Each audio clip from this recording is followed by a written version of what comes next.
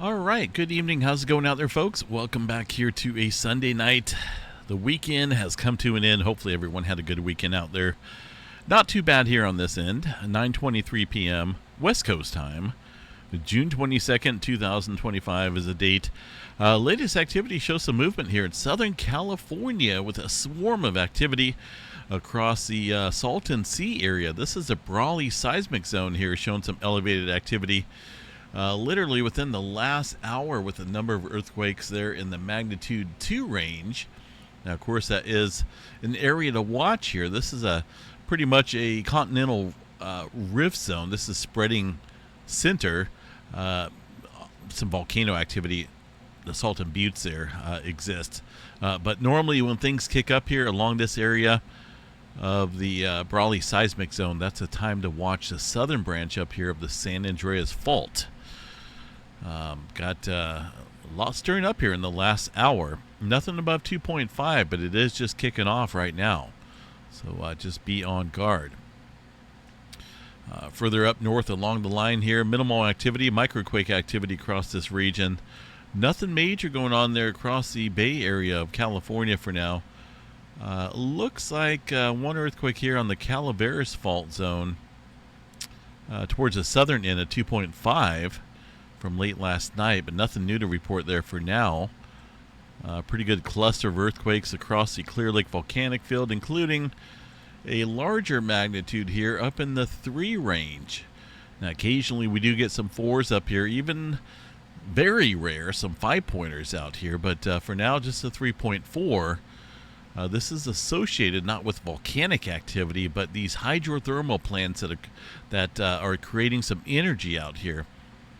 This 3.4 struck probably within a location here where there's a new facility taking place here. No telling when this image was, satellite imagery was taken, but it looks like they may have been in the process here of building a new plant. There's many of these geothermal plants out here in this geothermal field, and earthquakes out there can get on the larger side there. I'm sure they're worried about that because, you start creating earthquakes around the community there, you can get yourself in a little bit of trouble there as far as any lawsuits go, because what they're doing, it's a direct result of what the operations are doing there.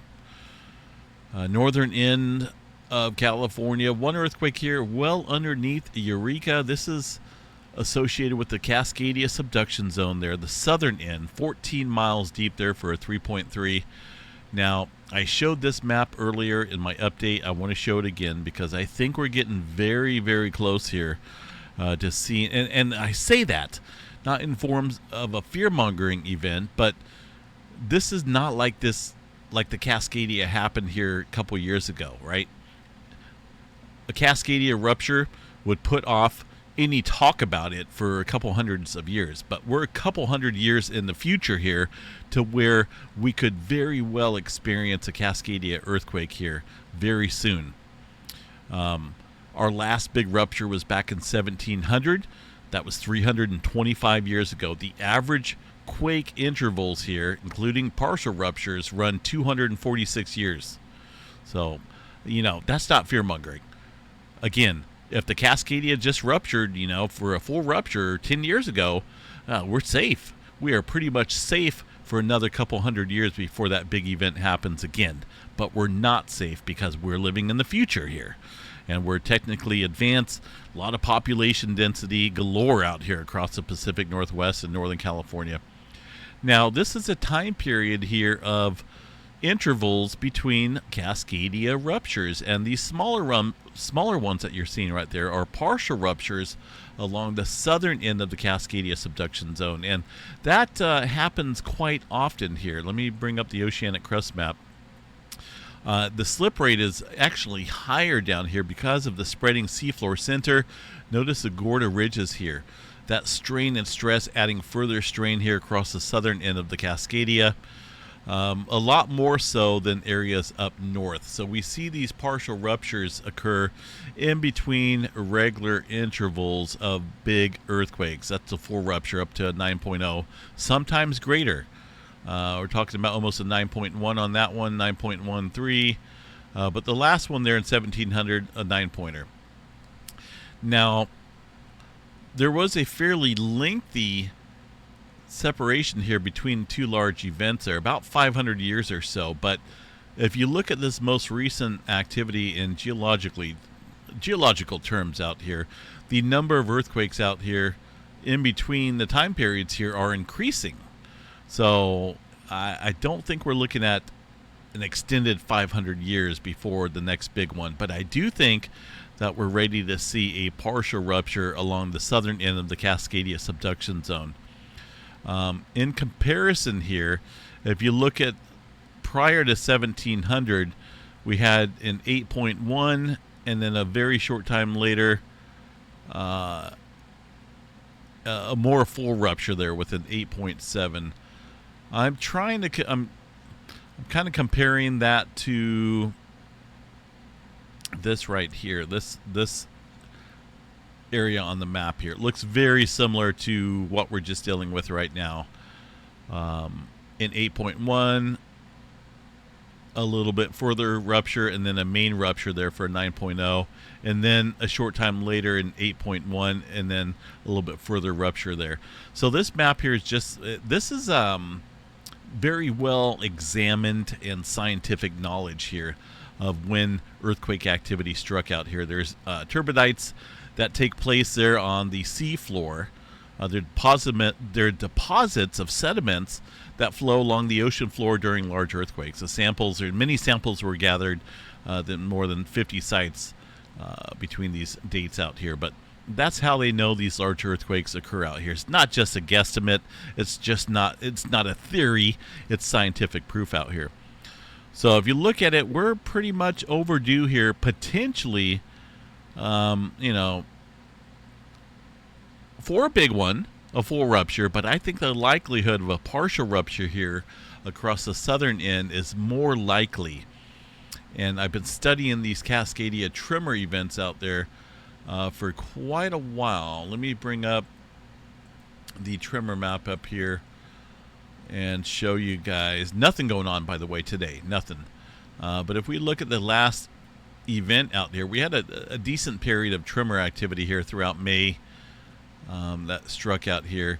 And the majority of it was at the southern end here, confined here mainly across the southern end, where we expect the strain to build up here across the Cascadia. We already looked at this earlier. There's land rising out here, right? And that is a result of the plate here, the Juan de Fuca plate, being shoved underneath the North American plate. It's kind of acting as a bend, and that will eventually rebound, right? It will break loose during a big event, and that land will subside. But it's been going up since 1700 there, and it's quite amplified right now, more so than the previous year. I'll show you in a second. But the Cascadia Tremor has been way amplified here underneath the southern end of the Cascadia. A little bit up north. That's why I say it's possible we could very well see another full rupture out here with all the tremor activity occurring. That, in worst case scenario, that's a 9.0. There's been times in the past, as I showed you guys here in this, where but the majority of them happen with an 8-pointer, at least a partial rupture in between main intervals here. I don't see any breaks in here where there was just a full rupture and a full rupture. Maybe during that period, but most recently, in the past 4,000 or 5,000 years ago, 5,000 years there in the past there, geologically time period, there's always been a partial rupture in between there. So you got to put two and two together, and you got to look at the facts. This is not fear mongering. This is something that we really need to take into consideration here, and really think about, because we are living here 325 years into the future from the last earthquake out here. There's been elevated Cascadia tremor activity. The GPS stations out here, let me show you guys real quick here. I'm really, kind of sticking my neck out here for this, but I really think that we're coming up for a big earthquake out here. Look at this GPS station there along the southern coast of Oregon. More amplified than at any time there in the last since 2008. Look at this period right here, for 2024, 2025, way above the previous levels there. And this has been going up in terms of vertical displacement there along the coastline, because you got to think about it, right? As this area of the Juan de Fuca plate is being shoved underneath this region, that's folding this area here. It's folding this land, the North American plate. It's kind of acting as a, oh man, I have numerous maps here, but as this goes underneath here, this Juan de Fuca plate, the Gorda plate, it kind of folds this area and uplifts this land, kind of like a spring. And that's what we're seeing on the GPS map here. That's why it's going up, and it's been going up in millimeters for hundreds of years. So that is expected to drop here. The Coast Ranger is expected to drop several feet during the rupture of the Cascadia Subduction Zone. So not only do you have to worry about that subsidence with the water flowing in, but then you have the subsequent tsunami from that big earthquake offshore. I'm hoping it's not a full rupture. I'm hoping it's not a partial rupture, but we have to be realistic here. Things are very close, I think, to seeing a large earthquake out here. Again, I may be sticking my neck out, but I'm sticking it out here with scientific purpose here to let everyone know that I think things are getting very close for a big earthquake out here. And for the folks there along the Oregon, Northern California coastline, you guys really got to be on guard here. This is a site here. I'll include it on my link or in the description of this update video here, so you guys can check it out. And you must check it out here if you're along the Oregon coastline. This shows you evacuation routes, potential tsunami locations here. There's many areas around the Oregon coastline that are going to be inundated with a big wave out here, unfortunately. It shows the outside known hazards, right? That's well inland. Obviously, if something went inland that far, that would be a strike out there in the ocean, like an asteroid strike or something that would cause a mile-high tsunami. But that's not going to take place with the Cascadia. That's going to be there into the yellow and the orange, and that goes well inland. This is for the Florence area. Shows quite a few areas, lowland areas there that are going to be underneath the tsunami. But if you click on this area here, it gives you a custom brochure of the evacuation routes and whatnot for that Florence, Oregon area. Let's see, I don't know how long it's going to take here, but it's pretty neat, and I think everyone that lives up there in the Oregon region needs to have knowledge of what is at stake out here. We'll check back on that here in a second, but nothing going on there for now, folks. In the last 30 days, a lot of activity down south. Some crustal quakes being observed up here across the Cascadia fold and thrust belt, across pretty much up even into the center portion there of the Cascadia. And that, it's no telling when it's going to happen, folks. That's a cold, hard truth. We don't know specifically that it's going to take place anytime soon, but we have to look at historical documents, and that, to ignore that would be very foolish here. We have to acknowledge that it's been 325 years since a full rupture. Partial ruptures occur within regular intervals of these large events, but it's not out of the question here to see a full rupture. I'm leaning more towards a partial rupture, just looking at this historical document here of when earthquakes struck out here along the Cascadia. So even a partial rupture, if you look at these, it can be up around a magnitude 8.1, 8.4, 8.2. There's 8.1. They don't get much smaller than that. There's 7.9. But if you look, there was a lot of time period here between the two events, and there was subsequent smaller events after that. But it's been pretty regular out here. If you look here in the last few thousands of years here, we should see something happen here soon with a partial rupture. And that's what you got to be prepared for. Here's the tsunami evacuation map. specifically for the Florence area, I believe. So yeah, but go to this main area. It shows you many different regions here along the coastline of Oregon. This is just for Oregon and Washington. Northern California not included, but they will be included when that thing hits. So check it out.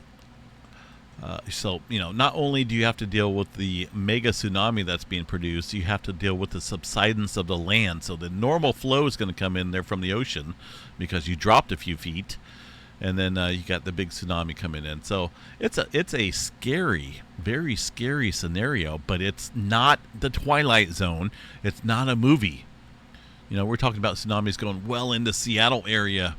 I mean, this is no joke. This is not something to joke around about.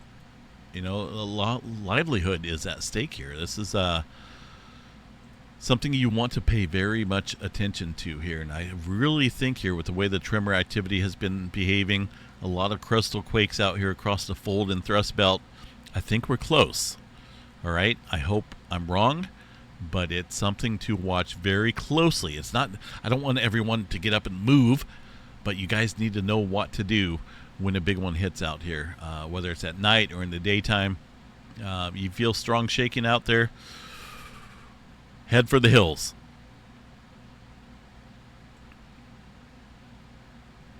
All right, anything new down in Southern California? The last quake of 2.3, that was at 21:24. Did that just come up here?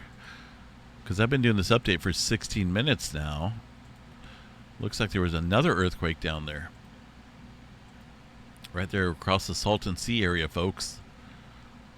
A lot going on. And don't forget, to add a little bit more icing to the cake here, there's been a historical document or studies here that show that a Cascadia Subduction Zone can trigger the San Andreas Fault. It didn't this last one, 1700. I don't believe it triggered the San Andreas Fault here, but it has been known historically too. Trigger the San Andreas Fault. So it's, what do you expect living out here along a major plate boundary, right? We live, it may seem small to us when we're driving our little vehicles around, but look at these plates, how big they are. They're going to move around regardless whether we want them to or not. And when they do, guess what? We move along with them. And the hazards that come along with them as well. A lot of earthquake activity here across western Nevada as well. Look at that. A lot of ones, including a 3.6 out here. Silver Peak, Nevada. That's way out there in the desert. Let's see what we got. I don't think it's associated with any old volcano activity. There's numerous fault systems that run out here as well. I don't see anything specifically out there mentioned on the faults map, but it's been amplified out here. That's a sign of west coast pressure. There's no reason why this earthquake activity is existing other than the strain out here across the plate boundary. That's why you get inland earthquakes, that pressure transfer. I know, a lot of doom and gloom, right? I'm sorry, but that you got to be prepared. I got to be prepared. I live out here in Northern California. I think I'm well prepared. I don't have to deal with the tsunami out here. I do have to deal with some strong shaking and probably the loss of power and whatnot for many days. Texas oil fields getting hit out here quite nicely, quite a bit by Midland and outside of Pecos, Texas. Eastern portion of the country pretty quiet there for now. One earthquake, look at this earthquake way offshore, Cal Bay, Canada. What's going on out there in the ocean? Out there across the ridge boundary, it looks like. Occasional earthquakes do happen out there. Nothing going on out there across the Atlantic Ocean for larger activity for now.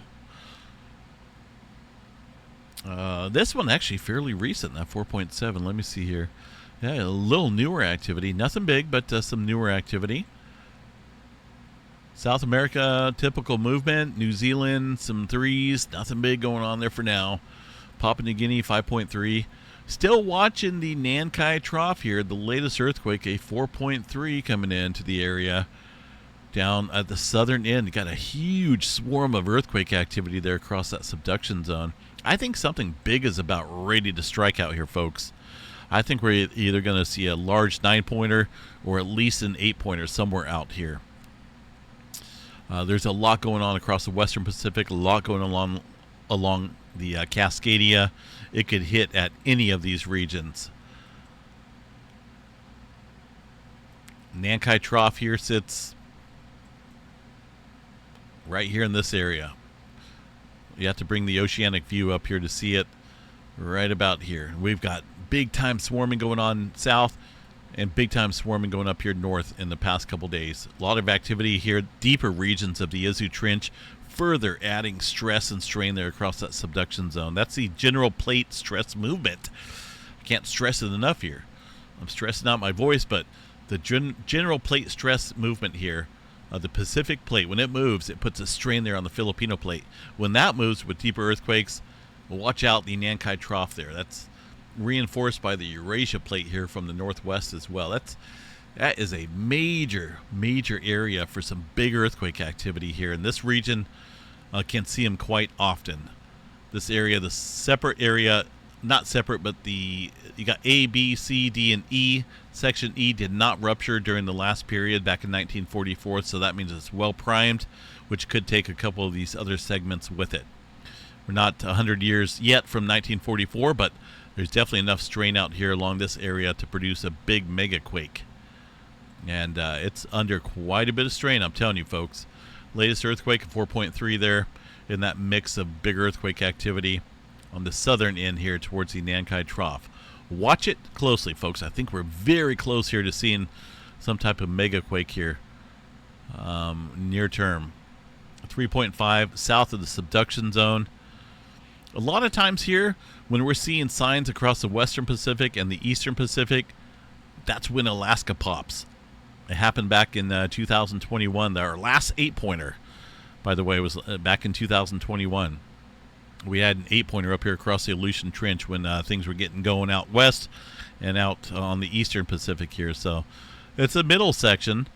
We'll definitely watch that pretty closely here. It's I think we're going to see something very large here soon. Very soon. This is just the average number of large earthquakes each year across the globe here. So let me make sure, double check. On average, we should see an 8.1 earthquake, or I should say 8.0, one time a year. If not one time a year, maybe every other year. But check this out. 2021, 4 years ago, was our last 8-pointer. So that leads me to believe we could see something bigger, a 9-pointer potentially. 15 earthquakes of magnitude 7.0 to 7.9 each year, and we're well below that average. We already checked that out for the year. Big Island of Hawaii, some earthquake activity out there up around the Kilauea volcano. I don't think there's anything new going on. We will double check the inflation charts here real quick, deformation data, and they're still offline. Look at that. Yeah, they're still offline. So I guess that will be. I guess we'll have to check that out Monday, tomorrow sometime. But episode 27 should be beginning here pretty soon across that. Not soon. It should be in a few days, I should say.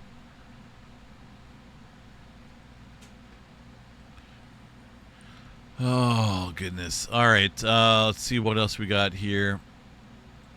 Let me check out the earthquake 3D map.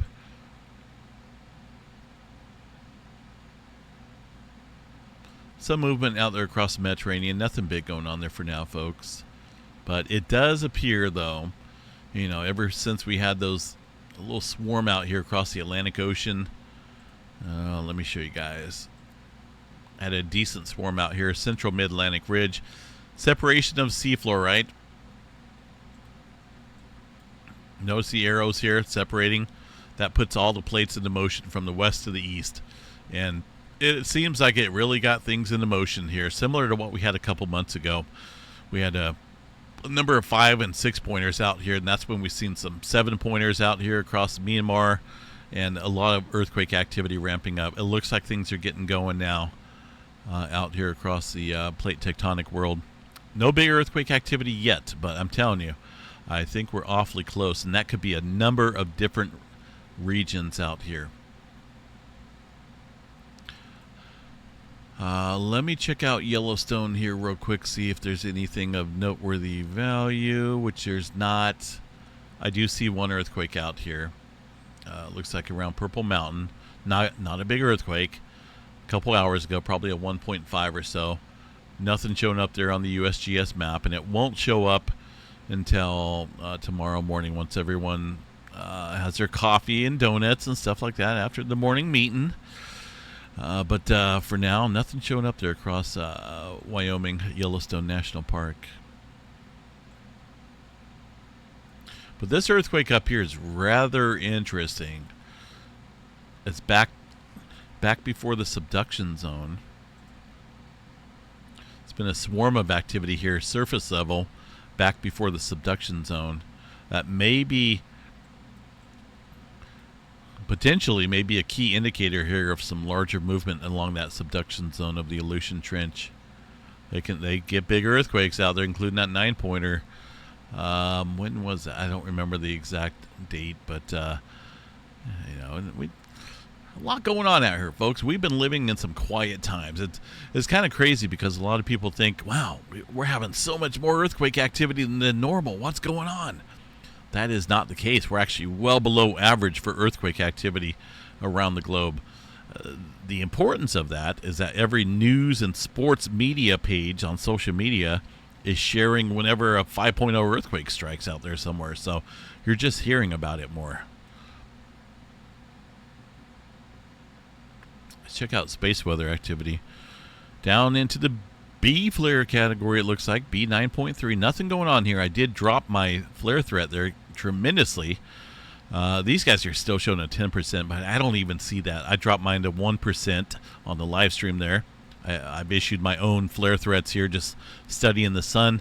M-flare is probably around 45% chance or so, but there's really not a whole lot of major sunspots out here that's capable of producing anything above a decent C or low-grade M-flare. This area is clear-cut. Separation, decaying, really not looking at any major activity there within that sunspot. But that's really only the likely source that we may see some C flare activity. But even then it's degrading. Nothing going on here. Nothing up in the northeastern area, and that's what we have. There's not a whole lot of solar flare threat activity right now. Maybe coming up here in a couple days, couple nights, we'll see some G1 class storming. That's from a coronal hole that's pretty much center disk of the sun, perfectly lined up with the Earth-Sun plane. That's what you want to see here if you want some high-speed solar wind stream interacting with the planet. Someone asked me earlier today, question, why do you want solar flares to happen? Well, for one, without the sun, we're getting bombarded by other cosmic events. A lot of bad stuff can happen on the planet if we didn't have the effects from the sun. The sun keeps a lot of that stuff away with the high-speed solar wind stream and the solar flares. That's just one of it. Plus, solar flares give us a decent study time, right? We get to study the effects here of the planet and potential earthquake activity relation when solar flare activity happens. There's no effect to us here on the planet as far as us, humans, or our infrastructure. These low-grade M and even X flares really have hardly any effect on damaging equipment. But, the X flares and subsequent CMEs can produce some awesome auroras out here, but I think they're very beneficial. To have a boring sun out there that's just not keeping any of that cosmic radiation away, well, that could be deadly here for the planet. So we want the effects of the sun and the solar flare activity out there. So we'll watch for that here coming up on June 25th time period, UTC date. Again, flare threat is dropping. There is some flaring going on, it looks like, right now. But this is mainly... it looks like maybe a little bit of C flare, barely some C flare activity right here, center disk, but that's about it. I would hope that there's no flaring going on out here across the states. Got some severe weather, though. Looks like maybe some tornado potential, wind, and some hail threats out there for the remainder of the evening. Now, for the day on Monday to start the work week, roughly the same area, maybe a little bit further east. We've got a 2% 2% chance for some tornado activity, wind, and a little bit of hail threats out there. It looks like main threat's going to be some damaging winds out there with those thunderstorms across this area. So just a heads up. All right, folks. I invite everyone that lives along the Oregon, Northern California, Washington coast to check out this map. I will include it here in my links. In fact, I'm going to copy it right now, and I'll include that here in the update video. But this is very important here because I think we're coming up on the time period where we will be seeing an earthquake out here, and we'll be hearing about it worldwide. Obviously, an 8.1 out here would make some news, and it would also create a tsunami and some big time damage out here. Even a full rupture would create even more of a damaging situation, but we need to be on guard. The importance of this is to be prepared for something. So much time has passed, and it's not like we just had this event yesterday. We're living well into the future, 325 years since that big rupture, and these partial ruptures occur quite common shortly thereafter or shortly before a big one. That one was a full rupture, 1150 AD, and then a partial rupture almost 300 years later, and then a full rupture. So anything can happen at any given time here, folks. But the importance of it, you got to remember, common sense here. We didn't have this event yesterday. We are decades, centuries, well into the future here, where we are going to experience a big earthquake. Now, whether that's along the Cascadia, which is very highly likely, even the San Andreas Fault here, the southern end, over 300 years. So this is not just, something I'm throwing out there because I'm fear-mongering. That has nothing to do with it. This is all science. A lot of time has passed. A lot of strain is built up. Here we are in the future, folks. Congratulations. We made it to 2025. Get ready for some big earthquakes. We'll catch you guys out here tomorrow morning for the Monday night update.